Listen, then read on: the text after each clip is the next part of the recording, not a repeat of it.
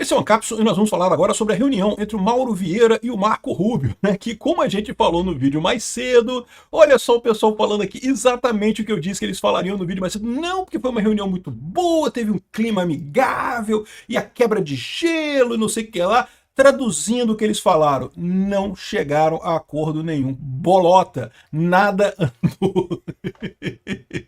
Vamos entender isso daqui. Essa notícia foi sugerida por Alexander Chuparov III, os cria da VIP, Vai de Kenner e várias outras pessoas. Obrigado aí ao pessoal que sugeriu notícias lá no nosso site, no visãolibertaria.com. E obrigado a você que está assistindo o nosso vídeo. Se você gosta do nosso conteúdo, por favor, deixe o seu like, se inscreva aqui no canal, né?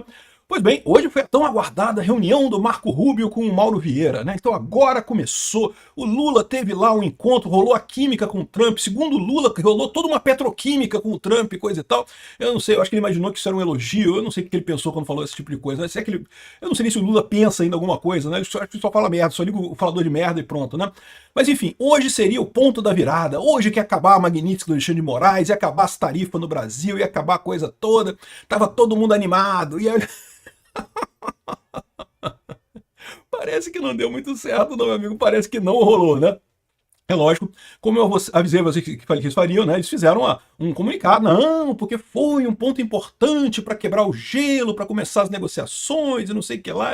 Ou seja, bolota, amigo, não saíram do lugar.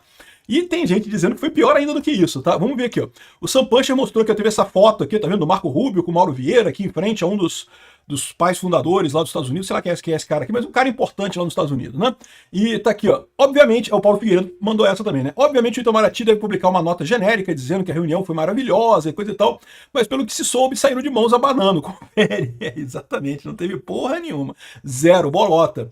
Aqui, ó. Hoje em Washington, o chanceler Mauro Vieira se reuniu por 1 hora com o secretário de Estado americano Marco Rubio. 1 hora. Então não foi rapidinho, não. Foi uma reunião grande, né? O encontro que a diplomacia tentou vender como degelo terminou sem acordo sobre tarifaço de 50%. Segundo fontes da Jovem Pan em Washington, Rubio condicionou qualquer avanço comercial à revisão do que chamou de opressão judicial no Brasil, citando nominalmente Alexandre de Moraes e as sanções aplicadas a figuras públicas. Ou seja, sem a liberdade de Bolsonaro é para começar a conversa. Depois que soltar Bolsonaro, que acabar essa lambança do Alexandre de Moraes, aí que vai começar a conversar. Aí você pode falar porque a moeda dos BRICS, porque o terras raras, minerais raros, sei lá o quê, porque o diesel da Rússia, não sei o que lá, não sei o que lá. E depois disso tudo, aí você pode conversar, mas antes disso não tem o que fazer, né? A conversa também abordou relações do Brasil com Venezuela e China, mas o tom foi duro. Os Estados Unidos exigiram garantias de liberdade política e jurídica antes de finalizar os acordos. Vieira saiu da Casa Branca atordoado. Diz que o cara tava de mau humor mesmo. O cara, ele sabia que seria uma reunião dura. Ele não sabia que ia ser atropelado por um caminhão, né? Essa foi o sentimento dele lá, né? Aqui, ó. O Paulo Figueira. Pelo visto, segundo a Globo, Rubio e Mauro Vieira passaram 1 hora discutindo a vitória do Vasco sobre 2-0 sobre Fortaleza. Aliás, grande vitória, parabéns ao Vasco. Gente, é preciso muito boa vontade, né? Que tá falando aqui, ó. Porque a reunião durou 1 hora e, na reunião, segundo interlocutores, não houve conversa sobre temas específicos, mas ficou definido que as assessorias dos dois países vão levantar seus interesses para levar as mesmas negociações. É aquilo que eu falei para vocês. Eles estão desesperados. Por quê? Porque eles têm que apresentar para o Alexandre de Moraes, para o pessoal do Supremo, para os empresários brasileiros, boas notícias. E eles não têm boas notícias para dar. Então eles iam falar alguma coisa que estão negociando. Eles vão tentar enrolar o máximo que der esse pessoal, porque eles sabem que não vão conseguir nada, né? Então vão tentar enrolar o Alexandre de Moraes o máximo que der, vão tentar enrolar os empresários brasileiros o máximo que der. O Alexandre de Moraes é um otário. Se não fosse um otário, não tinha se enfiado no buraco que ele se enfiou com essa ação contra o Bolsonaro. Mas os empresários brasileiros, nem todos eles são otários. Tem alguns que são, mas nem todos são otários. Então o pessoal já deve estar percebendo o problema dessa história, né? Exatamente o que a gente falou. Ok, beleza, vamos conversar, vamos conversar. O Trump abriu essa porta, por quê?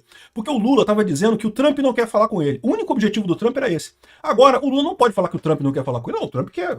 Foi lá, conversou, mandou o seu cara, conversou com o meu cara e pronto, estamos conversando. Né? Não pode mais falar que não quer conversar com ele. O problema todo não é não conversar. O problema todo é que o requisito está colocado na mesa. Você não quer aceitar o requisito, aí não tem o que fazer, pô. Aqui, ó.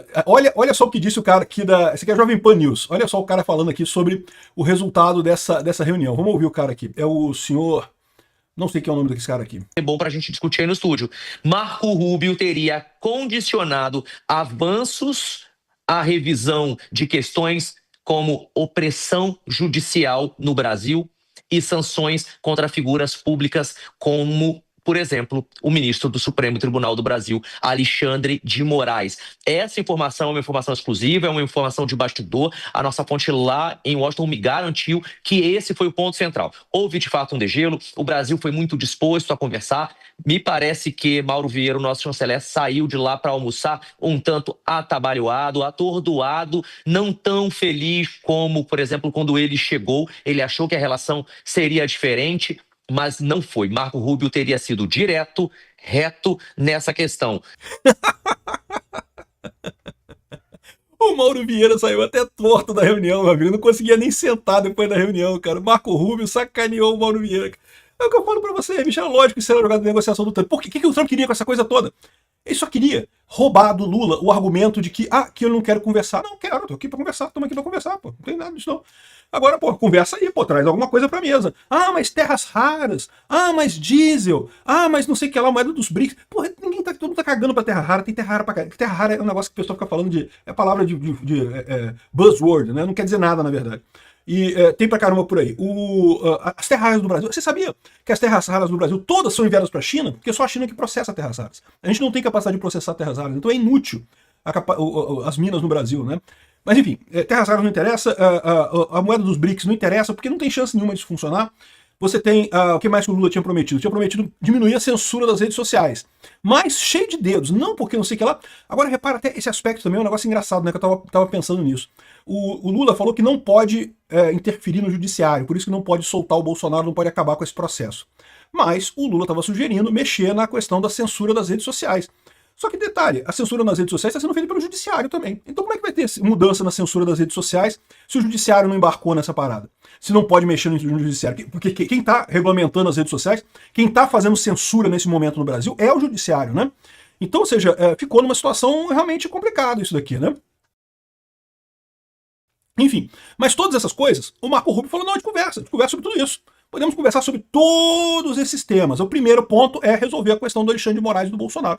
Tem que o Alexandre de Moraes reconhecer o erro desse processo, acabar com o processo e liberar todo mundo. Só isso. Pronto. Aí a gente conversa. Vamos ouvir mais o cara aqui.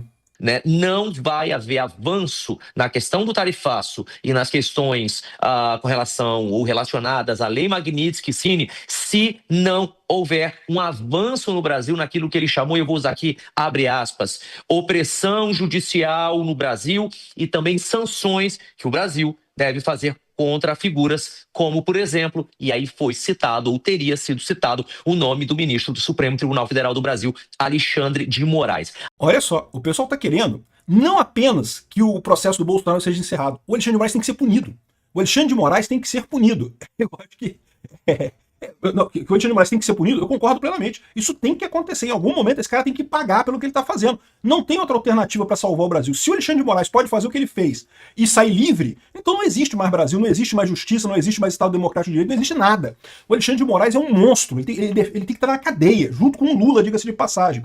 Agora, como é que o Lula vai responder isso daí? Como é que ele vai fazer com isso? Eu não sei, né? Vamos ouvir mais o cara aqui. Ainda não há detalhes finais sobre esse possível acordo que está todo mundo falando que teria sido fechado, né? Não há nada de concreto até o momento com relação a isso. Eu também perguntei, foi assinado alguma coisa? Fechamos algum acordo? Avançamos com relação, por exemplo, à queda do tarifaço, que é algo que preocupa o Brasil? E o que eu escutei foi não.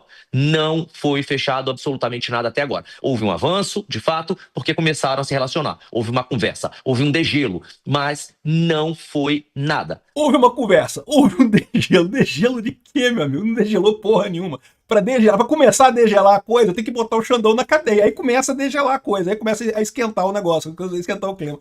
Com o Xandão andando solto por aí, né? Sem estar em prisão domiciliar, sem estar preso, não tem o que conversar, cara.